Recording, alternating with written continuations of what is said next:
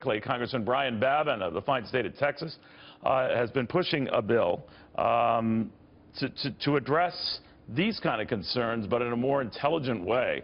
I think, Congressman, what you want to do is refuse to accept the return of criminal aliens, which makes sense. Do we know whether that's baked into this plan of President Trump's? I think there's going to be some real strong provisions in this that would keep this from happening. You know, as you just said, I've had a couple of bills out on refugees and on deporting criminal aliens, and here it's happening with executive orders from this president. And President Trump campaigned on this, Neil, and it's hard for me to understand the hysterics over this, because this is not a Muslim ban. It is temporary.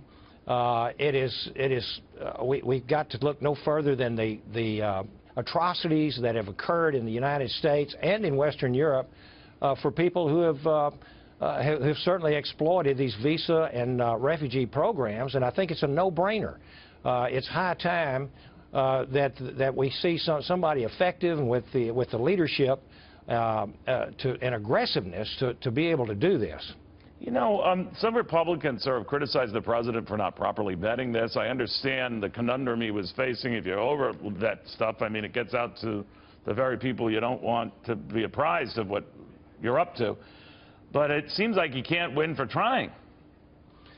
It really does, and I don't think he can. He just can't get a fair shake from the mainstream media, if you will, or a large percentage of it. Let's put it that way, because it's. I think there's some folks out there that just don't want to know what the truth is. You know, these 7 countries, and now they're being called a Muslim ban. Well, that's less than 10% of the Muslim world. And as I said, it's a temporary deal. And, you know, we were told for the last year by in briefings as a congressman that the FBI and the Department of Homeland Security could not properly vet these people, and because there's just simply no centralized government, no statistics, no information from these countries, and so that's why they were on this list. And this list was actually chosen by the Obama administration. You're right about that. Not Trump. Which raises a very good point. I'm glad you did, sir, that this idea that this was a Muslim ban when we're talking about 7 of more than 46 countries that have majority Muslim populations, and many of those very hostile to us. So if you wanted to target all Muslim majority nations, you would ratchet that list up significantly. Yet that's how it's been characterized. And I was thinking to myself, this happens sometimes, Congressman. If this is what happens when you're just trying to get a handle on the problem and slow things down, and you're deemed a racist or worse, how will we ever deal with this? We can't deal with this, Neil, until, you know, we're hearing from a very vocal crowd here. The adversaries of Mr. Trump have always been adversaries, and they will continue to be. But I think the far larger majority of the American people are supportive of this. They want to be safe. Mr. Trump campaigned on this very issue.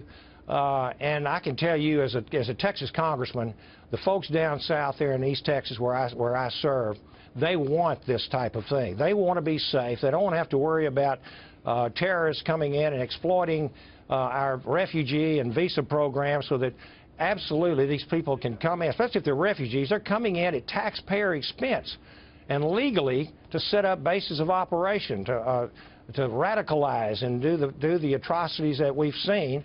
And so I'm telling you, the American people are behind Mr. Trump here.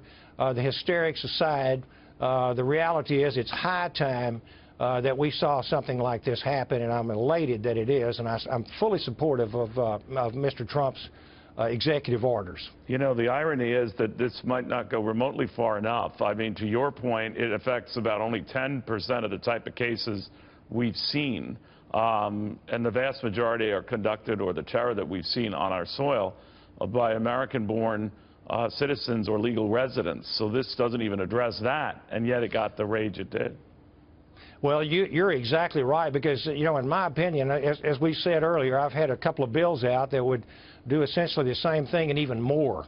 I just hope that, you know, if the hysterical side of our country, the Democrats, some of the media, if they can't see the efficiency and the usefulness and common sense of what he has done, and it may not even be enough, as you just said, and I couldn't agree more, then we may have some problems ahead, because the American people want to be safe.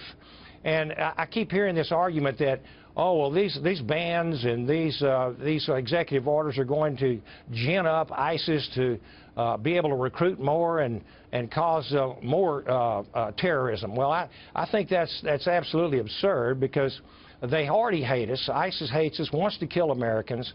And if we were not doing this, are they going to want to kill us even less? I think that's absurd.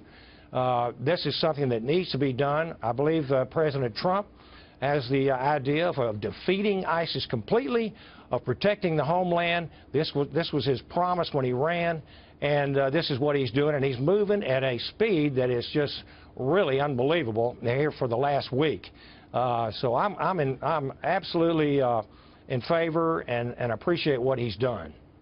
All right, and to your point, I mean, all I know is under Republican and Democratic administrations, like including the last one that couldn't have been friendlier or thrown more overtures to the Muslim community, the extremists within that community hate us no matter what.